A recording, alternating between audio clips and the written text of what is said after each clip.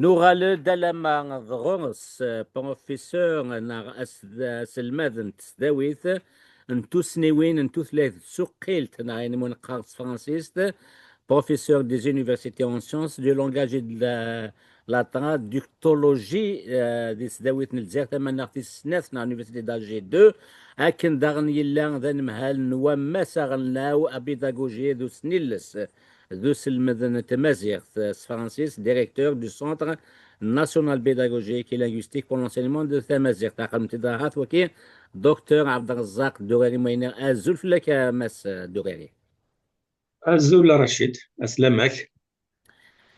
تنميتي ميت قبلوثي نبقى ماشي تيكل تمزوغوت ماشي تيكل تسناف نفرح هي التيكلت ما دغزوط فلانا لا دغاري موسناوني كيشبان دوين إدي قارن ثيلا وتكن ثلا كني تيتقارت ثوسنا ما تكني تيتقارت أما تسرثيث أما تيديولوجيين هذا شكيك جان عبد الرزاق الدواري ديون بوذم تحميل انك كيم مدن السلن يتسوي ديما كي نقارن لي زارغيومون سيونتيفيك وكني غادي زفكن اشو يبغى تديني قلنا كي وينس عندنا نتسنيلس لانغويستيك هي مس عبد الرزاق الدوارين كنا نروح نشد سقسينا غافيو تمثالت كان لدغا اني شدن غا لي حاله انت تسنيلس تمتسين تيدير تثلاين تي اقلام ديال الجزائر قارن ديما ماشي ديوث نتو ثلاث طاس نتو ثلاين بلوراليتي لانغويستيك هاتي مين ولا شو نقدر على شغل كيك جان نتيدير اغفلان هي غاسقسيين فرانسيس تي شو نكوني نبغى غاتيلير تدويت ماشي كان يقباليين لا اون فيزان لارج بوبليك au niveau non seulement de l'Afrique du Nord, mais aussi à l'échelle mondiale. C'est un sujet d'étude. même des Américains, فايزة ايتالي لان بروفيسور دو ليتيراتور فرانكوفون لوس انجلوس امريكيين كومونسا تريكونيتينا دي شيرشور دي انسينيون تمازيغ ثورال سي سيجي ديتود على ليشيل مونديال هي مس الدغيري اسقسيهم زعما ما بروميير كيسيون connaît-il si vous pouvez nous résumer la situation sociolinguistique et la méthodologie d'approche. Merci beaucoup, c'est merci Rachid. En réalité, cette question soulève le véritable problème en Algérie, c'est que d'un côté, nous avons une pluralité, et cette pluralité de langues, de variétés linguistiques, de cultures, nécessairement qui sont attachées à la variation linguistique assez importante, le fait de les ignorer dans les études scientifiques. J'ai été professeur, dont j'ai expertisé des magistères, des thèses, etc., mais aussi des ouvrages académiques. Le fait d'ignorer la pluralité et de partir de la politique linguistique actuelle de l'État qui a été forgée de manière un peu autoritaire dans les années 90, après, bien évidemment, tous les décrets qui ont été pris à cet égard dans les années 70 aussi, mais qui ont commencé à être appliqués dans les années 90 pour des raisons qu'on verra. C'est des raisons essentiellement idéologiques. Donc, les chercheurs, comme les politiques, étaient un peu prisonniers de cette décision à caractère idéologique et politique, que l'Algérie était monolingue. Donc on devait tous, comme par hasard, le peuple algérien dans sa totalité, sur les 2,5 millions de kilomètres carrés du territoire algérien, on devait parler l'arabe que j'appelle scolaire. Peut-être que je vais expliquer pourquoi je l'appelle scolaire, parce que il est défini pour l'école, sa norme est définie par l'école et pour l'école. Il n'existe pas en dehors de l'école. En dehors, vous sortez de l'école et il n'existe quasiment pas. C'est-à-dire ce que nous appelons en sociolinguistique le domaine formel. Mais il existe aussi Elle existe dans le domaine administratif, la paperasse, tout ça se fait C'est en ça, arabe. c'est le Oui, domaine formel. Tout ça, c'est le domaine formel. formel, la D'accord. politique, etc. Et toutes les lois imposaient l'utilisation de cet arabe, y compris dans les réunions des partis politiques, quelle que soit d'ailleurs leur tendance politique. Je l'appelle aussi arabe scolaire au regard de ce que j'appelle l'arabe algérien. L'arabe algérien est une langue maternelle. C'est une langue qui s'est formée en Algérie au contact des différentes variétés de tamazirt et un peu du punique, du français, c'est-à-dire du matériau linguistique qui était juste en contact avec cette langue qui s'est imposée quasiment à partir du XIIIe siècle de l'ère chrétienne. Donc, Mais il y en a certains qui disent plus loin que ça, avec, parce que vous avez cité le punique. Donc c'est un mélange avec le punique aussi. Le punique, il était là avant, bien avant Jésus-Christ même, non? C'est ça moi, je ne suis pas avec cette thèse. La thèse de mon ami Abdou Limam Abdou Limam pense que l'arabe algérien, c'est pas de l'arabe du tout, c'est du punique. Et ça, c'est Voilà, complètement d'accord. erroné. Son hypothèse n'a pas tenu la route parce que Ok. maintenant, on a prouvé que même à Carthage, l'essentiel de ce qu'on a trouvé comme ADN, c'est une ADN berbère. Donc, il y a une D'accord. minorité de Puniques qui ont gouverné et qui ont construit Carthage, qui est devenue une puissance, mais avec une démographie essentiellement amazigh, donc d'Afrique du Nord. Donc, c'est pas vrai. Et deuxièmement, au 5e siècle de l'ère chrétienne, le punique n'était plus utilisé. Il y a des gens qui disent que c'était au 2e siècle déjà de l'ère chrétienne. Et là, moi, je prends large, au 5e siècle. Les Arabes sont venus bien après. Et l'arabe algérien, il s'est formé avec, à partir du 10e siècle, avec la venue des Banu Hillel et des Banu Sulaym. Donc, il y a une période de 3 siècles dans laquelle cette langue s'est formée et s'est éloignée de ses origines orientales et elle s'est implantée. Elle a pris la vocalisation, elle a pris un peu ou beaucoup de lexique, donc du contact avec les autres langues, etc. Donc, je dis arabe scolaire pour l'opposer à l'arabe algérien. L'opposer dans le sens logique, c'est pas de les opposer politiquement, c'est les opposer logiquement. Donc, il y a l'arabe algérien qui est une langue maternelle et qui est né ici, qui a grandi ici, qui a pris les influences du milieu linguistique et du milieu culturel proprement algérien. D'ailleurs, notre langue algérienne, cet arabe algérien, n'est pas compris au Moyen-Orient.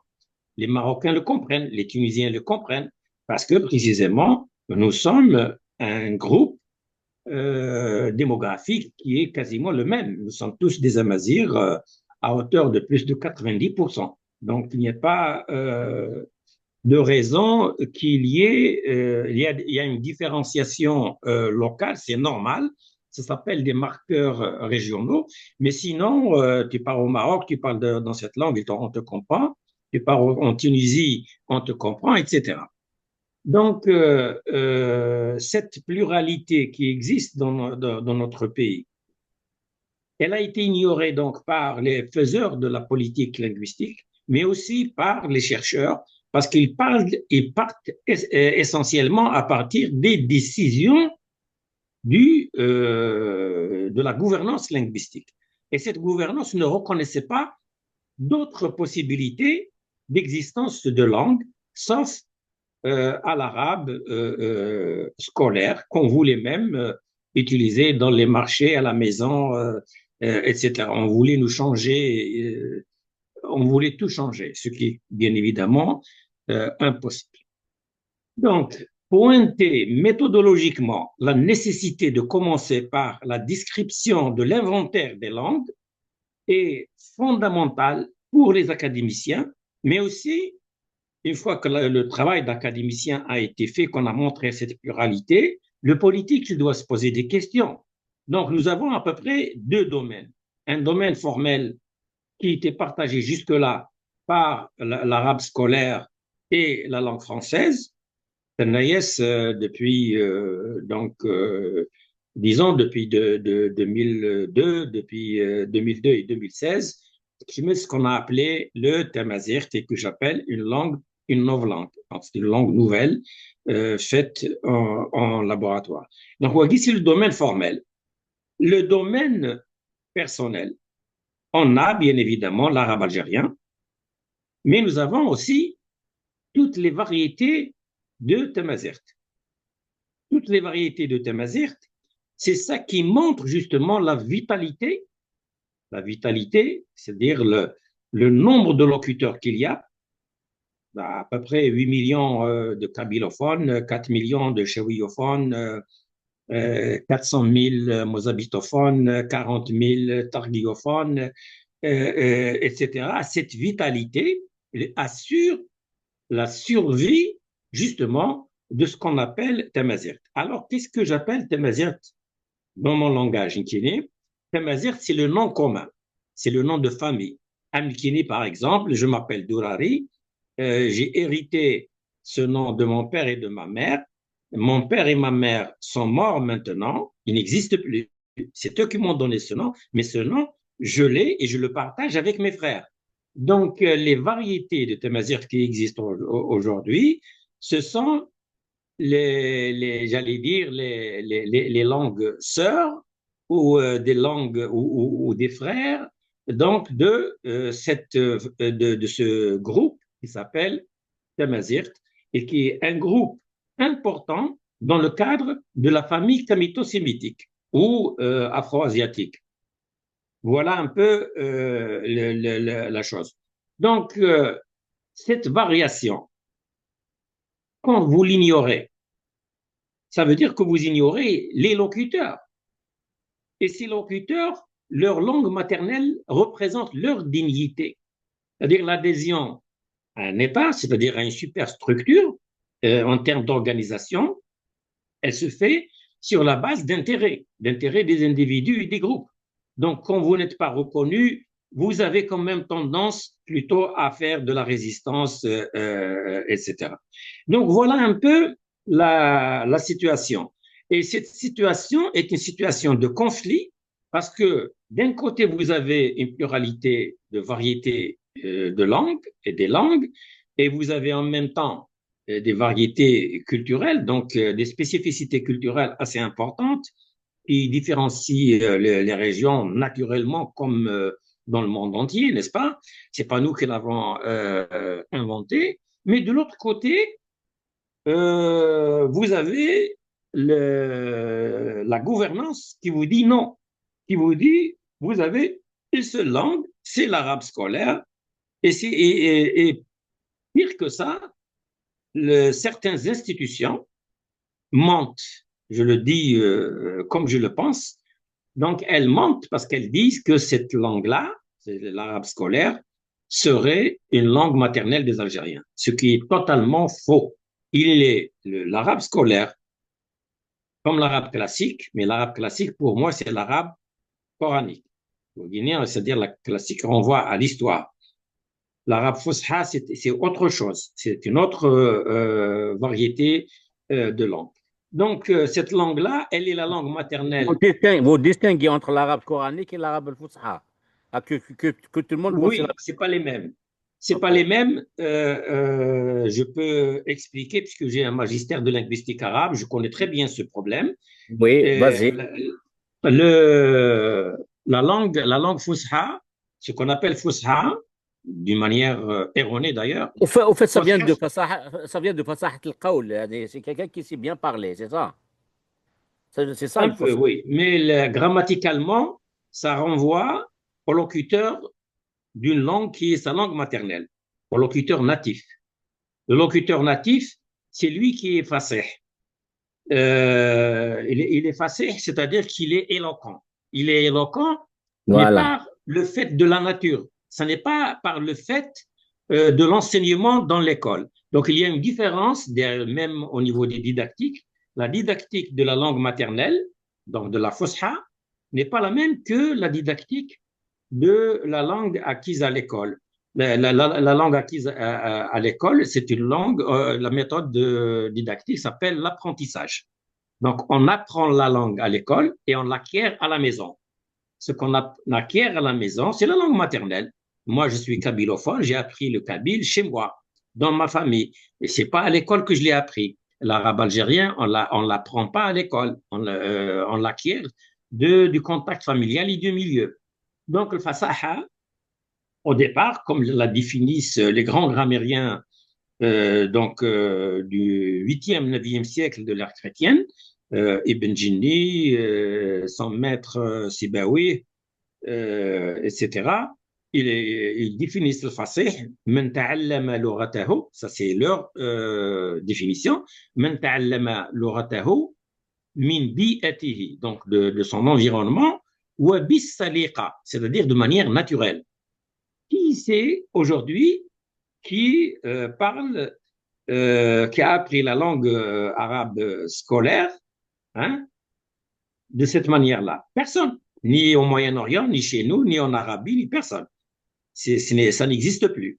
Donc, cette fasaha, c'est celle qui a été décrite par les grammairiens arabes de l'âge classique, donc le 8e, le 9e, jusqu'au 10e siècle de l'ère chrétienne, et qui a produit une grammaire vraiment d'une intelligence extraordinaire parce que c'était des mathématiciens et c'était des philosophes qui ont travaillé sur la langue. Donc, ils n'ont pas travaillé de manière cloîtrée sur leur région.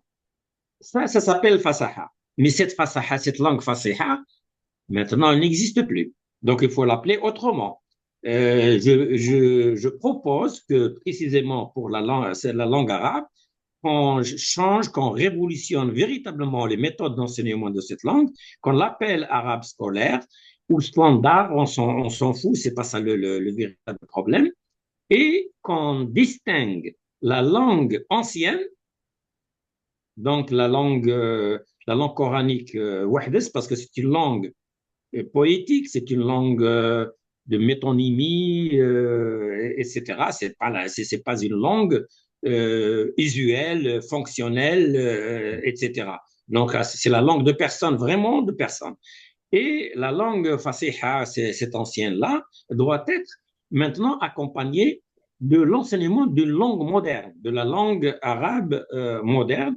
C'est la langue de l'humanisme arabe, de l'Andalousie, de la philosophie d'Ibn Rushd, j'allais dire même les gens qui ont travaillé sur l'érotologie arabe, y compris parmi nos propres, j'allais dire, je ne sais pas si nos concitoyens anciens, donc notamment de Sokhras, etc., qui ont fait des travaux sur, par exemple, les maladies sexuellement transmissibles, ils ont fait en langue arabe. Ils ont parlé de l'érotisme de l'époque, ils ont parlé dans cette langue. Donc, c'est cette langue moderne, la langue de la philosophie, la langue de la rationalité et de l'humanisme, c'est celle-là qui devrait aujourd'hui être enseignée en premier et en second pour des gens qui voudraient faire des études spécialisées, on peut leur enseigner la norme de la langue arabe ancienne. Mais enfermer les gens dans un double éloignement de la réalité et de la modernité, c'est-à-dire enseigner la langue arabe par la religion, c'est une véritable folie. C'est-à-dire on est en train de détruire cette langue et de la minimiser comme langue d'apport civilisationnel, etc. Voilà par rapport à cette langue. Abdel, pour revenir un peu, c'est quelque chose de vraiment d'important de distinguer entre les deux domaines, le domaine, comme vous le dites, formel et le domaine personnel, pour parler des langues vernaculaires qui sont les variétés amazighes et l'arabe algérien, et le formel qui est l'arabe scolaire. Mais ceci, dans nos pays d'Afrique du Nord, ce n'est pas sans engendrer des problématiques spécifiques. Ça serait bien si vous pouvez résumer quelles sont les problématiques qui sont générées par cette distinction domaine formel, domaine personnel.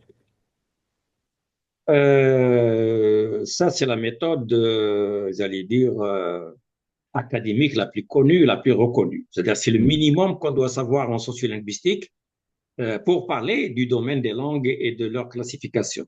Mais Mhm. ça, c'est du domaine d'utilisation. On classe les langues non pas par leur beauté ou autre chose, ou par leur prestige. On classe les langues, donc scientifiquement, hein, je Mhm. veux dire, on les classe par le domaine d'utilisation. C'est-à-dire, on va sur une société, on essaie d'observer comment les langues sont utilisées. Donc, les langues qui sont utilisées, soit dans le domaine donc, des études, des domaines académiques, des domaines de l'administration, les domaines des relations politiques, etc., des relations diplomatiques. Bon, ça, c'est un domaine d'utilisation. Et nous avons l'autre domaine, c'est le domaine donc des langues maternelles, donc où on fait un usage personnel dans la famille, avec nos amis. Quand on est décontracté, on ne va pas parler en arabe classique ou en arabe scolaire ou en arabe fosha. Ça ne marche pas.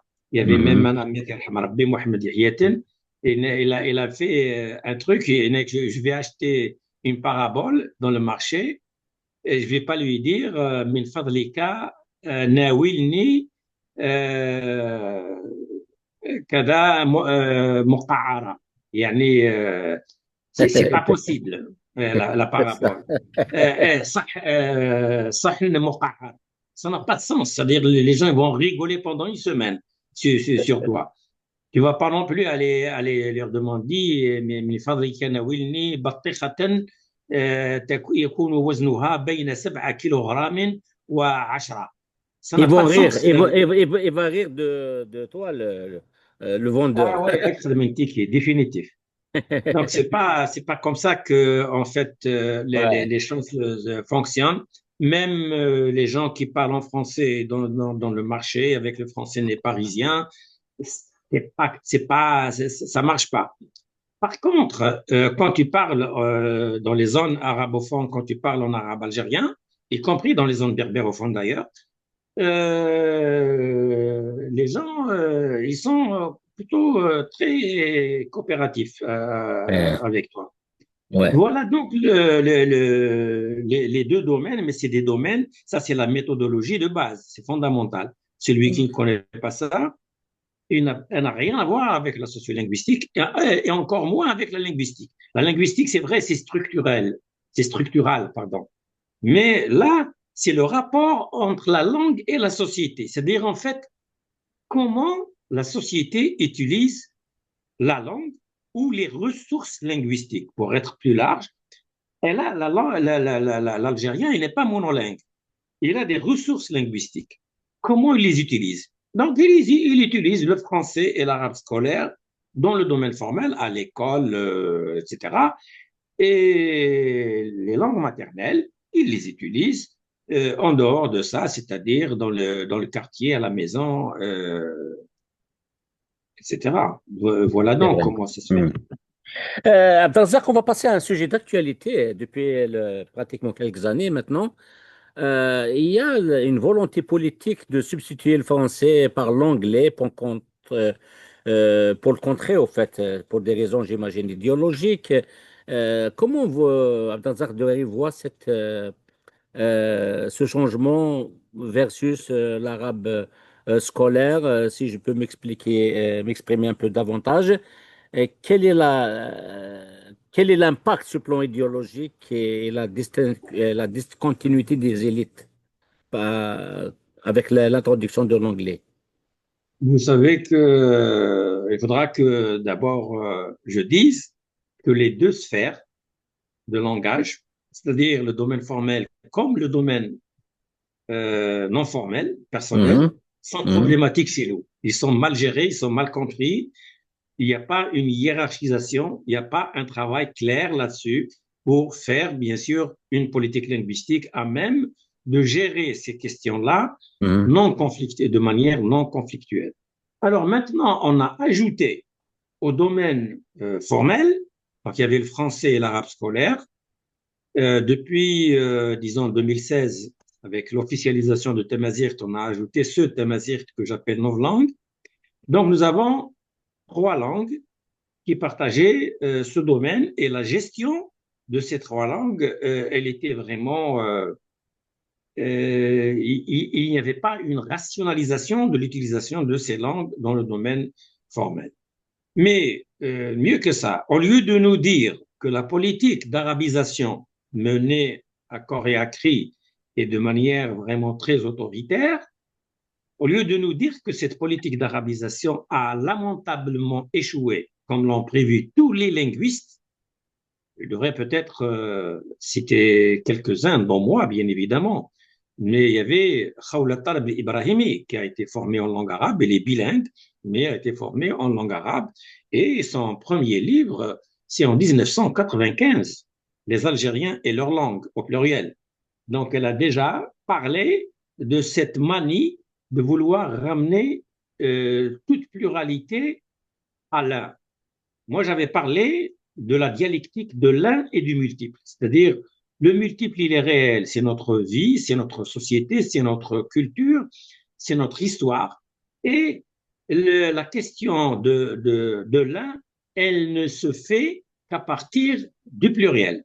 C'est-à-dire, c'est toutes ces langues-là et toutes ces cultures-là dont jouit la société algérienne qui font cette algérianité. D'ailleurs, je parle d'algérianité, je ne parle pas de l'arabité. Donc, cette algérianité, elle est à fondement pluriel. C'est cela qu'il faudra gérer. Donc, il faut inventer une politique linguistique qui puisse justement coordonner cette totalité. Mais là, on ajoute, au lieu de nous dire, ben, l'arabisation, elle a échoué, parce qu'on voulait tous les savoirs scientifiques en langue arabe, mais ça n'existe pas. La langue arabe, malheureusement, ou heureusement, c'est pas ça, je ne veux pas faire de jugement de valeur, cette langue-là n'a pas réussi à s'imprégner de tous les savoirs scientifiques qui sont très dynamiques, très riches. Maintenant, on est dans l'intelligence artificielle où vraiment il y a une intervention d'un nombre de savoirs incroyables qui sont coordonnés pour faire ce qu'on appelle aujourd'hui donc ces intelligences artificielles. La langue arabe, cet arabe scolaire n'a pas réussi à s'adapter pour deux raisons. Parce que la langue elle-même, elle a été, et son enseignement a été incrusté dans l'enseignement d'un conservatisme de caractère religieux. Donc, c'était ça le premier objectif. C'était pas enseigner la langue, c'était pas maîtriser la langue en elle-même. J'ai dit tout à l'heure, tout ce qui est rationalité, tout ce qui est philosophie, tout ce qui est humanisme, tout ce qui est science, parce qu'il y avait de la science, il y avait de la technologie, les mathématiques comme l'algèbre, le nom lui-même, il est arabe. La médecine était enseignée jusqu'au XIIe siècle à la Sorbonne dans cette langue-là. Mais ce n'est pas cette norme linguistique qui a été enseignée chez nous ou qui est enseignée jusqu'à aujourd'hui chez nous, ni dans le monde arabe. Donc, on a enseigné une norme linguistique qui était une langue, finalement, qui reprend le conservatisme religieux le plus obtus. Voilà. Donc, c'est pour ça qu'elle n'a pas réussi. Il y a d'autres raisons que je ne vais pas citer parce que sinon, on en restera ici. Le deuxième volet, quand on a voulu remplacer cette langue arabe, au lieu de dire, bon, on revient au français franchement, parce que la langue française est implantée chez nous, elle est dans un territoire qu'il a accueilli, avec lequel elle a été en conflit ou elle a été en même temps en relation transactionnelle. Il faut dire que la langue française n'a pas été que la langue du colonisateur, elle a été aussi la langue de la décolonisation. Tous les textes, tous les révolutionnaires, toutes les organisations qui étaient favorables à l'indépendance de l'Algérie étaient francophones. Ils n'étaient pas arabisantes. Donc, au lieu de revenir à ce que nous avons, à ce que nous maîtrisons, qui est la langue française, qui est chez nous, quasiment chez elle, depuis un certain temps, et elle est chez elle pour nous. Elle n'est pas chez elle pour les Français. On se trompe trop souvent. Quand on supprime le français, on ne punit pas la France, on se punit soi-même. C'est-à-dire, on enlève la langue de l'élite la plus performante aujourd'hui de l'État algérien. Il n'y a pas un seul État dans la planète qui vise à supprimer des élites, leur supprimer leur langue, la langue, même l'organe, quoi. On t'empêche de parler, on t'empêche de réfléchir. Et on lui ramène, soi-disant, la langue anglaise qui serait plus développée. Bon, la langue anglaise, elle est plus répandue dans le monde comme langue de la technologie, comme langue des sciences, comme langue, etc., Commercial aussi. commerciale. Mais juste pour taquiner les gens qui la soutiennent, depuis les frères musulmans dans la fin des années 20 du siècle passé, c'est la langue aussi de l'impérialisme anglo-saxon. Donc, ce n'est pas que le français qui est la langue de la colonisation. L'anglais est aussi la langue de l'impérialisme. Et on voit ce que fait l'impérialisme aujourd'hui, les anglo-saxons, la Grande-Bretagne et les États-Unis, actuellement à Gaza, comment ils sont en train de se comporter. Voilà un comportement qui est vivace jusqu'à aujourd'hui. Donc, il faudra peut-être revenir à des discussions plus rationnelles. La langue anglaise, moi, je la vois non pas comme remplaçante, mais comme un complément de la langue française. Que la langue française est là, il y a une élite qui l'utilise et qui produit de la science, de la littérature, de la culture, etc., dans cette langue. La langue anglaise, il y a très peu de gens qui la maîtrisent en Algérie. Moi, j'ai terminé le mois de mai passé un livre en langue anglaise sur le conflit linguistique dans le Maghreb. Eh ben, j'ai eu de la peine à trouver des gens qui peuvent écrire à un niveau académique. Hein. J'avais vraiment de la peine. Et donc, j'ai travaillé quasiment tout seul à revoir les articles de 4 fois, 5 fois pour essayer d'obtenir un article présentable à, disons, un pays anglophone. Donc, la langue anglaise, on aurait pu l'ajouter. Et on l'ajoute comment? C'est pas au primaire qu'on ajoute une langue. Parce que s'il est vrai que la neurolinguistique nous dit qu'un enfant jusqu'à l'âge de 5 ans, il peut apprendre une infinité de langues, les apprendre et les maîtriser très bien. Mais l'enfant, quand il va à l'école, il n'a pas que les langues à apprendre, il a autre chose à faire. Il apprend des savoirs scientifiques, des savoirs culturels, des savoirs civilisationnels, etc.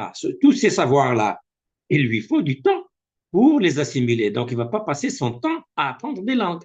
Il peut apprendre 4, 5 langues, il y a pas de souci, mais pas de cette façon-là. Il faut une pédagogie d'ensemble, une ingénierie pédagogique d'ensemble qui permet d'organiser ces apprentissages pour éviter ce que précisément les anglophones appellent the cognitive overload theory, donc la théorie de la surcharge cognitive.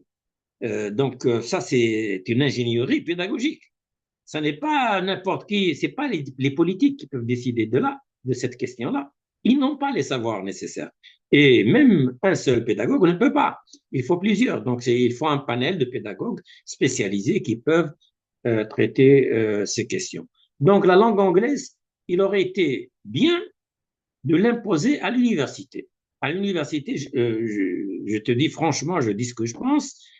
Moi, j'étais professeur d'anglais et ça ne m'excuse en rien. Je dis qu'à l'université, un professeur d'université ne peut pas rester sur une seule langue, ni sur l'arabe, j'allais dire encore moins sur l'arabe, ni sur le français, ni sur l'anglais. Nous avons des anglophones, très peu. Nous avons des francisants, nous en avons beaucoup. Et nous avons des arabisants qui sont en grande nombre, mais qui ne maîtrisent que la langue arabe. C'est-à-dire, c'est comme si les seuls arabisants, je suis arabisant, puisque j'ai un magistère de linguistique arabe, hein, et j'ai enseigné la langue arabe. Donc, la langue arabe aujourd'hui ne peut pas être le véhicule de sa voix. Il est tellement dépassé que les efforts que tu ferais, que tu dépenserais des milliards de dollars, tu seras toujours en retard. Donc, on a besoin d'apprendre directement la langue anglaise et la langue française, la langue française n'est pas très loin de la langue anglaise en réalité. C'est sa diffusion mondiale qui est moindre. Nous avons besoin de l'espagnol. L'espagnol a disparu de nos universités. Il est contrecarré, donc pour des raisons subjectives. Voilà. Donc, je pense que cette façon de vouloir absolument imposer la souveraineté de l'État dans le choix de la politique linguistique, elle est claire, elle est nette, elle est légitime. Vouloir imposer ça, c'est normal, c'est un État. Il choisit sa politique, comme par exemple l'Union européenne a choisi la langue anglaise, la langue française et l'allemand pour être les langues officielles de l'Union européenne. Mais finalement, c'est l'anglais qui est la véritable langue de l'Union européenne et l'Angleterre n'est même pas membre de l'Union européenne ni membre de la zone euro. Donc revenons à une façon froide de poser les questions. La langue anglaise doit être apprise à l'université par les profs et par les étudiants. Elle doit être apprise à côté du français et éventuellement de l'arabe lorsqu'il il s'agira de ça. Donc, sans ces trois langues, pour les professeurs d'université, on ne peut rien faire. Et aujourd'hui, il est impossible, je le dis, je le répète, il est impossible qu'un enseignant qui a enseigné en arabe ou en langue française pendant 20 ans, pendant 10 ans, puisse, après une formation de 6 mois, enseigner en anglais. Ça, c'est impossible. Le grand, des grands pédagogues, pour ne pas trop citer les noms, des grands pédagogues ont parlé de quelque chose qui s'appelle le Cognitive Advanced Language Proficiency, c'est-à-dire la maîtrise à un haut niveau de la langue.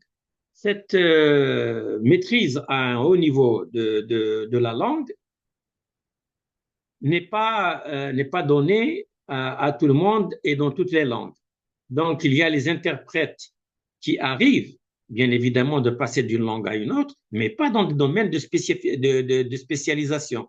Quand vous êtes dans un domaine de spécialisation, vous ne pouvez pas passer facilement d'une langue à une autre. C'est vraiment, il vous faut un temps d'appréhension parce que ça aussi, ça s'appelle l'habitus linguistique. Celui qui a l'habitude de réfléchir en langue française et de réfléchir à haute voix, donc dans un amphi, en langue française, quand il veut transmettre une idée. Il y a bien sûr ce que les neurologues appellent l'idéogénèse, donc la genèse des idées. Mais l'idéogénèse, elle se fait avec une langue. Donc, en principe, on met la langue comme support d'un ensemble d'idées qui sont générées en streaming, en quelque sorte. J'essaie de donner quelque chose de caricatural qui montre un peu comment ça se passe dans notre cerveau. Donc, si j'ai l'habitude d'enseigner en langue française, les idées ne me viendraient pas en langue anglaise. Moi qui suis anglophone à l'origine et que j'ai travaillé pendant très longtemps en langue française, quand je viens à faire une conférence, par exemple en langue anglaise, je l'ai fait en Suisse en 2015, je crois, c'était pas évident, hein, c'était pas très évident. J'ai fait ma conférence, évidemment, mais c'était pas évident. J'aurais bien voulu faire la conférence en langue française. Donc, c'est une manière, en fait, cette façon de faire, qui était une précipitation, qui est peut-être, qui a ses raisons, je ne connais pas les raisons, mais d'une manière générale, elle n'est pas pédagogique et elle n'est pas utile pour nous. L'essentiel, ce n'est pas de baragouiner en langue anglaise, mais c'est de donner un discours, de transmettre des idées, etc. Donc, comment moi je verrai la chose? La langue française devra continuer à être utilisée. Nous avons une presse qui écrit en langue française, pas en langue anglaise. Je n'en ai pas encore vu. J'étais dans le jury littéraire de Assiège Bar. On a reçu un seul roman en langue anglaise. Et j'étais dans le Centre national du livre. La même chose. On a reçu un seul ouvrage, un seul essai en langue anglaise. Je suis jusqu'à aujourd'hui dans le jury Mohamed Dib.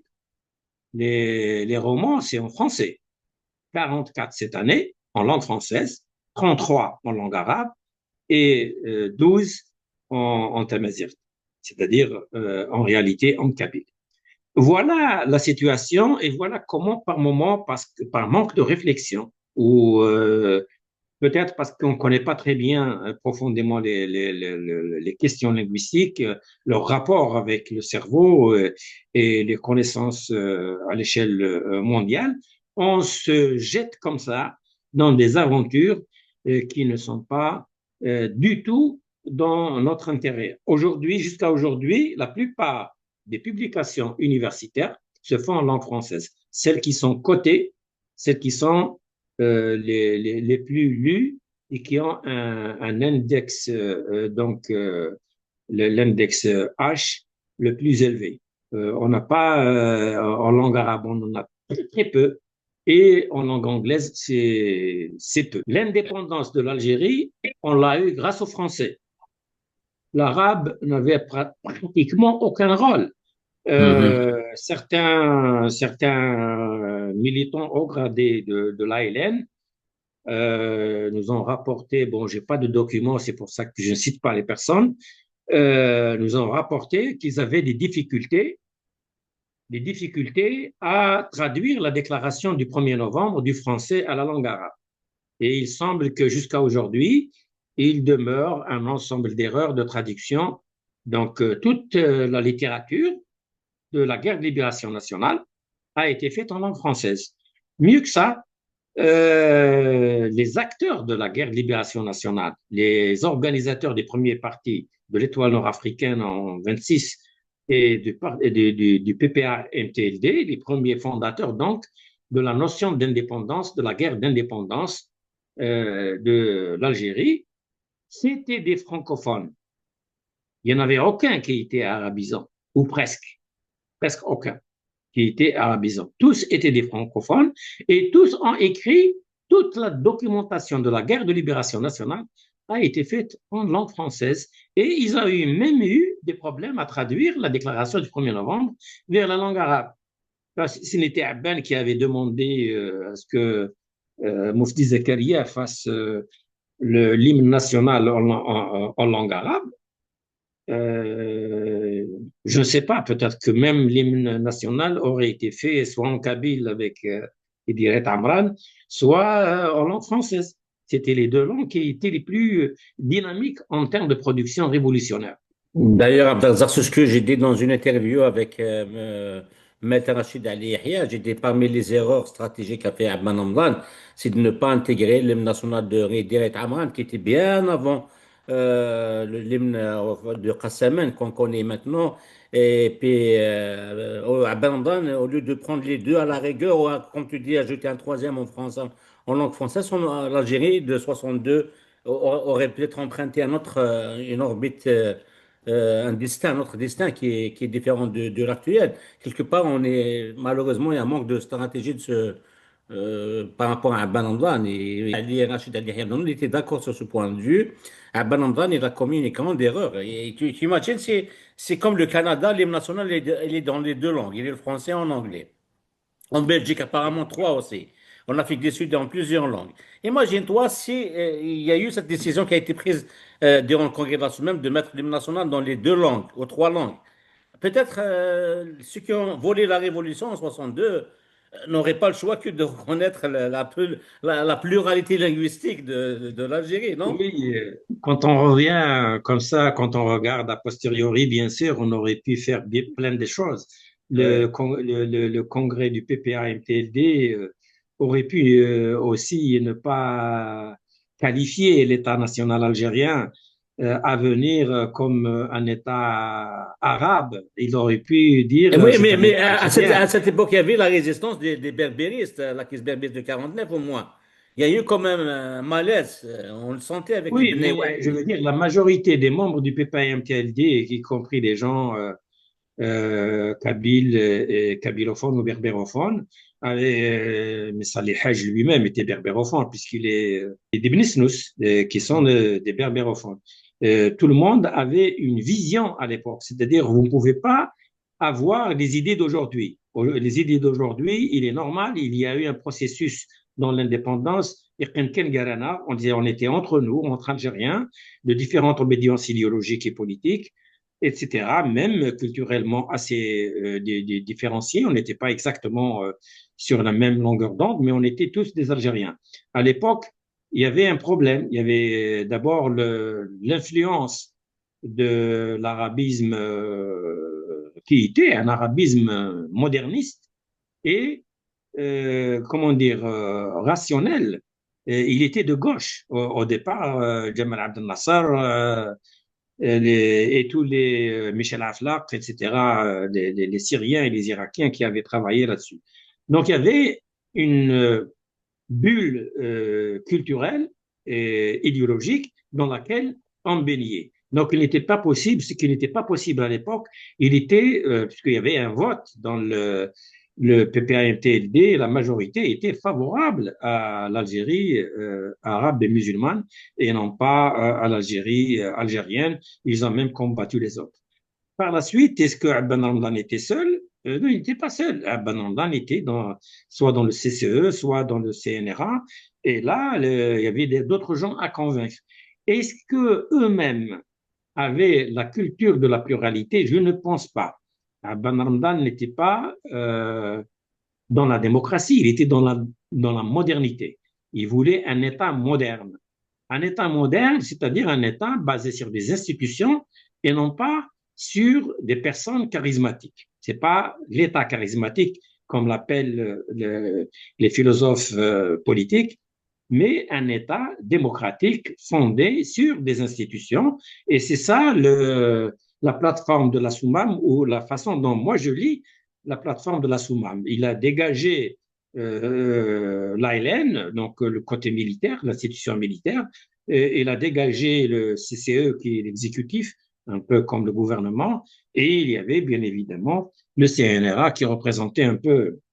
Donc, on ne peut pas regretter ce qui s'est passé, les idées qui ont prévalu, c'était les idées qui devaient prévaloir en raison de leur majorité et en raison de l'inculture, tu m'excuses de le dire comme ça, de l'inculture politique et de la non-appréhension, par exemple, de la démotion démocratique à l'époque.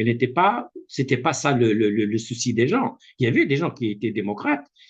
Quand tu lis le travail de Sadr Hajas, par exemple, sur cette crise dite berbériste, alors qu'il n'est pas berbériste du tout, et lui, il dit c'est une crise démocratique. Mais Ouais. les gens qui ont écrit Idir le Watani, c'est des médecins, c'est des avocats, donc c'est des gens de haute culture, des gens qui étaient un peu en contact avec la culture de la démocratie, avec la culture politique la plus, j'allais dire, la plus moderne. Et c'est normal qu'ils aient eu des difficultés à convaincre leurs camarades. C'est la même chose, je pense, pour le dire d'une manière, je ne suis pas très spécialisé dans les questions de l'histoire. Donc la question, s'ils avaient été, oui, le comble, c'est que l'hymne national qui a été fait en Kabyle, j'ai même écouté une vidéo, comment il s'appelle d'ailleurs, il est souffrant, il est sur un lit pratiquement, Commandant le commandant Asdin, Asdin, oui, le oui. commandant Asdin, Ils chantaient au Kabyle, ils qui, chantaient au Kabyle les chants révolutionnaires. exactement, Oui, oui, oui.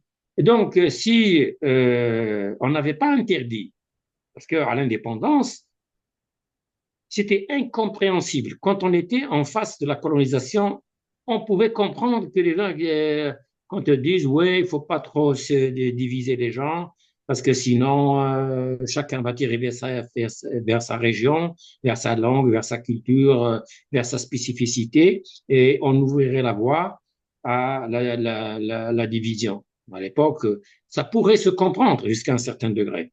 Parce que le niveau, ce n'est pas la guerre du Vietnam. Hein. Au niveau du Vietnam, l'élite qui a dirigé la guerre de libération au Vietnam était d'un niveau de conception politique qui est très élevé. Ce n'est pas le cas du tout chez nous. Donc, à l'indépendance, c'était incompréhensible. À l'indépendance, on te dise, il y a on s'est débarrassé de la présence politique française en Algérie, et militaire bien évidemment. Donc on se débarrasse de tout ce qui est avec le français, c'est-à-dire le français doit partir, on va vers l'arabisation, et bien évidemment, l'idée de jacobinisme français avec une seule langue, d'un seul État et un seul peuple, une seule nation, qui est elle-même une idée des philosophes allemands, donc de Herder précisément, un seul peuple, une seule langue, une seule nation. Cette idée, elle est productrice de crise, elle n'est pas productrice de paix. C'est ça le problème, c'est qu'on a dit c'est terminé, on ne parle plus kabyle. Jusqu'aux années 70, c'est quelque chose de terrible. Je pourrais raconter plein d'anecdotes par rapport à cette question, par rapport aux gens qui mettaient le Z Amazir sur le chapeau, le chapeau de paille qu'on portait. Des fois, ça nous plaisait, quand on était jeunes étudiants, etc., dans les années 70, de mettre le Z Amazir sur la tête, sur le front comme ça. Eh bien, vous risquez d'avoir une bonne raclée des services à l'époque. Bon, l'Algérie n'en est pas restée heureusement là. Donc, c'était difficile de faire accepter que nous sommes d'abord algériens. C'est qui est Mortena. Et cette algérianité qui est là n'est pas nécessairement le contraire, l'opposé de la langue arabe ou de la religion musulmane, mais qu'elle est spécifique. C'est ça qui fait notre identité, notre être.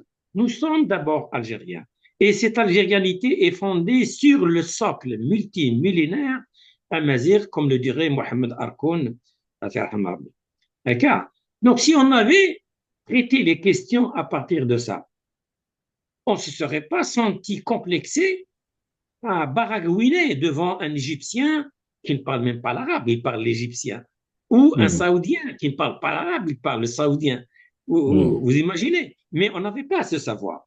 On avait une politique de soumission à tout ce qui représentait le prestige pour nous, c'est-à-dire la langue arabe, la langue du Coran, alors que personne ne parle la langue du Coran. J'allais dire, j'invente, elle est imparlable. Et pourtant, Abdelrazak, pour rester dans l'esprit d'Abbalandan, ça ne n'empêche pas que, et peut-être c'est une bonne chose qu'il a fait, les paroles de l'hymne national algérien, c'est des paroles païennes, hein, elles n'ont rien de religion. Hein. D'ailleurs, on m'a dit comme quand il a pris, même quand il a donné consigne à Moufdi Zakaria d'enlever toute terminologie religieuse, expression religieuse de Qassaman, bin nazilati wal jibali wal mahiqat, ça veut dire c'est pratiquement, c'est la nature, hein, c'est nos ancêtres, Sadat, Laouliya, Idourer, Tezmouf. Et donc j'imagine que ça n'a pas plu aux islamistes. Hein. Donc les paroles de Non, Qassem. l'hymne national, de toute façon, il ne leur plaît pas aux islamistes. Les islamistes, ils n'ont pas de patrie. Et ils ont Dar al-Islam et Dar al-Harb. C'est ça les Ouais. catégories politiques avec lesquelles ils gèrent. Donc pour eux, j'avais interpellé une fois un responsable qui nous disait, nous, notre premier critère, c'est l'islam. Ensuite vient l'Algérie.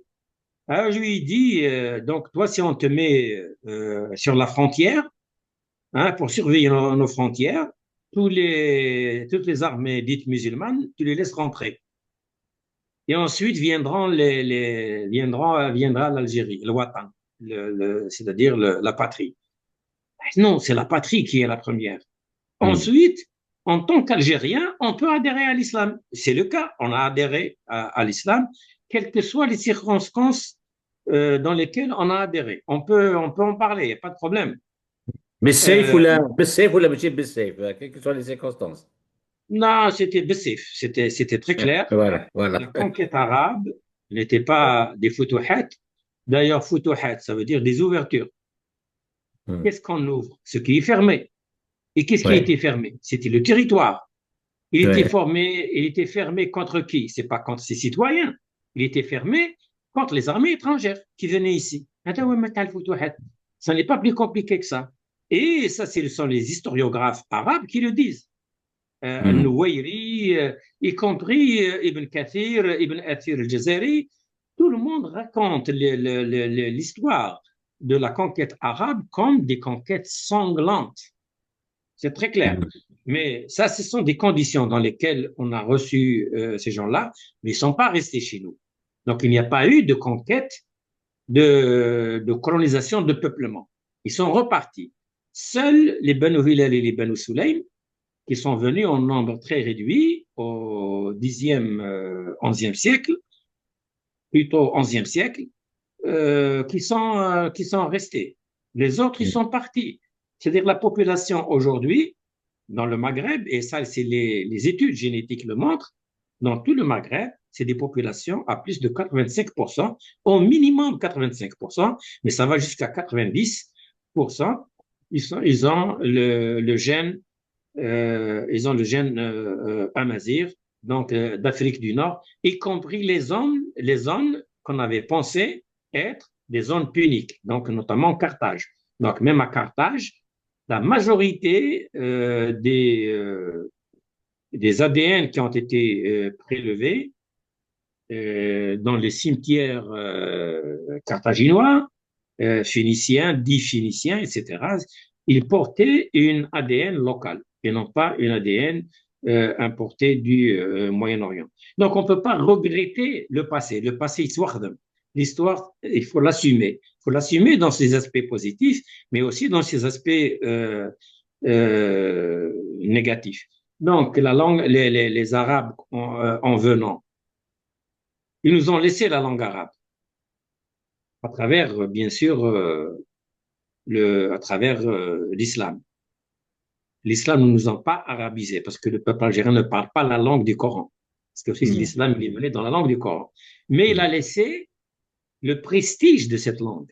Donc, cette langue est prestigieuse. Les gens, ils continuent à lui accorder une bonne partie, ou certaines idéologies en particulier, certaines orientations politiques, lui accordent énormément de prestige. Donc, au Guinée, on l'a hérité. Cet héritage, il faudra l'assumer. Comme on assume l'héritage de la langue française. La langue française, on ne peut pas dire la langue française ne fait pas partie de nous, c'est une erreur monumentale et c'est contre nous que ça joue. Ça ne joue pas contre la France n'a que faire. Elle l'utilise dans le domaine on n'est pas quand même des naïfs, elle l'utilise dans le domaine, bien évidemment, de la diffusion de sa culture et à travers sa culture, elle diffuse aussi sa marchandise. C'est très clair, entre les États, il y a des rapports économiques, il y a des rapports commerciaux, c'est ça qui prime sur les autres questions. Voilà, donc moi je pense qu'il faut les assumer. On peut être d'accord avec vous, comme qu'on ne peut pas lire l'histoire avec les yeux d'aujourd'hui par rapport à cette erreur qu'elle a faite de ne pas mettre en place un hymne national trilingue ou bilingue, arabe, berbère, mazère et français, mais continuer à faire des erreurs de stratégie. Et là, je vais vous piquer un petit peu. Je vous ai entendu à quelques reprises citer le mot Maghreb. Maghreb, vous savez qu'il écorche nos oreilles souvent parce que il a une connotation idéologique qui nous lie au monde arabe. Donc le Masharaq, Maghreb, par rapport à un mode fictif qui existe. Vous avez même écrit il y a 2021, il me semble, un article ici à Sherbrooke, à l'université de Sherbrooke, je pense, où vous l'avez appelé le titre Langue et idéologie au Maghreb. Ce Maghreb-là, les Américains, ils ne le citent jamais, les anglophones. Ils disent Middle East et North Africa. Mais nous, on suit cette habitude de l'élite francophone, médiatique et à la fois scientifique, qui répète tout le temps ce mot Maghreb et que notre élite, comme vous, malheureusement, vous continuez à le citer encore une fois et encore une fois. Quel est le point de vue d'Abdelrazak Doueiri par rapport à ce terme Maghreb? Alors, j'allais vous montrer ce livre. Il n'est pas encore sorti, donc je ne sais pas si ça apparaît comme ça. Language, Conflict and Identity Malaise in Algeria and the Maghreb. Là, il y a un chapitre sur cette question-là. Je vais commencer par te piquer moi-même maintenant.